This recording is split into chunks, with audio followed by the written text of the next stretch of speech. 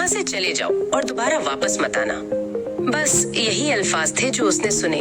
न कोई चीख, न आंसू, बस एक सपाट जुमला और दरवाजे के बंद होने की आवाज। ये उसकी नानी थी, वो औरत जिसने उसे पाला था, हर कदम पर उसका ख्याल रखा, आज उसे ऐसे बाहर निकाल रही थी जैसे कोई अजनबी हो। करीब खड़े उसके नाना हैरान रह गए। तुम क्या कर रही हो? तुम्हारा नवासा है। नानी ने कोई जवाब नहीं दिया, बस खामोशी से घर के अंदर चली गई। उसे कुछ समझ नहीं आया। वो अभी तक वही कपड़े पहने हुए था जो दोपहर को पहने थे। न बटुआ, न फोन, न चाबियां, बस बाहर। सो वो चल पड़ा। पहले एक दोस्त के घर गया। यार, क्या मैं कुछ दिन तुम्हारे साथ रह सकता हूँ? दोस्त, क्या तुम्हें निकाल दिया गया? हाँ, उसने सर हिलाया। यार माजरत, मेरे वालिदैन इजाजत नहीं देंगे। मैं चाहता हूँ मदद करना, लेकिन नहीं कर सकता। वो वहाँ से भी चला गया। रास्ते में एक और दोस्त मिला। ठीक हो? परेशान लग रहे हो?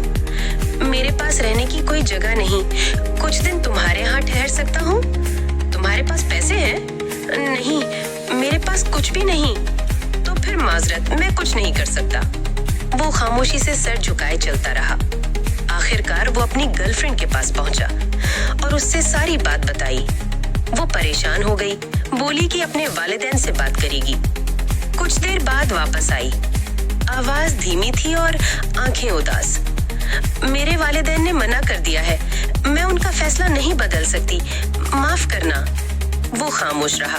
अब वो वाकई अकेला था। एक पार्क की बेंच पर बैठा आसमान को देखने लगा। जिसके लिए वो हमेशा मौजूद रहा, वो सब उसके लिए मौजूद न थे। कई घंटे गुजर गए और जब वो समझ बैठा कि अब कोई नहीं आएगा, तब उसके नाना की गाड़ी आकर रुकी। आओ, घर चलते हैं। उसने सर हिलाया। किस लिए? ताकि कल दोबारा निकाल दिया जाए? बस एक बार और चल पड़ो मेरे साथ, मुझ पर भरोसा रखो। उसने हिचकिचाते हुए गाड़ी में बैठने का फैसला किया। रास्ते भर दोनों खामोश रहे। घर पहुंचते ही नानी दौड़ती हुई आई और उसे गले लगाने की कोशिश की, लेकिन उसने पीछे हटकर उन्हें रोक दिया। तब नाना ने नरमी से कहा, बैठो। फिर उसकी आंखों में देखकर आहिस्ता से बोले, इसने ये सब तुम्हें तकलीफ देने के लिए नहीं किया, बल्कि वो तुमसे सबसे ज्यादा मोहब्बत करती है। वो चाहती थी कि तुम वो देखो जो वो कब से देख रही थी। तुम्हें लगता था तुम्हारे सच्चे दोस्त हैं, एक मजबूत रिश्ता है, लेकिन उसने देखा कि ये सब लोग सिर्फ तब तक तुम्हारे साथ हैं जब तुम कुछ दे सकते हो। जब तुम्हें कुछ चाहिए हो तो सब गायब हो जाते हैं। उसे तुम्हें ये दिखाना था ताकि तुम खुद देखो, खुद समझो कि कौन तुम्हारे लिए सच में है। उसकी आंखों से आंसू निकलने लगे। तब नानी आहिस्ता से आगे बढ़ी, आवाज कांप रही थी। मेरे लिए वो दरवाजा बंद करना सबसे मुश्किल काम था, वो बोली, लेकिन मैं मजीद ऐसे नहीं जी सकती थी जैसे सब ठीक है। तुम्हें हकीकत का सामना करना था और मुझे तुमसे इतनी मोहब्बत करनी थी कि तुम्हें तकलीफ दे सको, ताकि तुम सीख सको।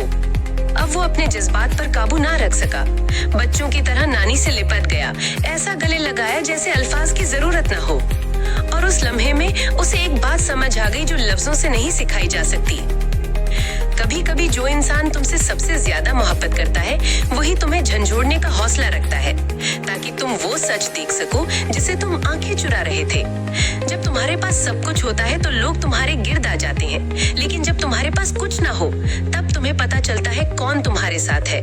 ना किसी फायदे के लिए, बस तुम्हारे लिए। और हाँ, ये तकलीफ देता है, लेकिन आखिरकार यही तुम्हें मजबूत बनाता है।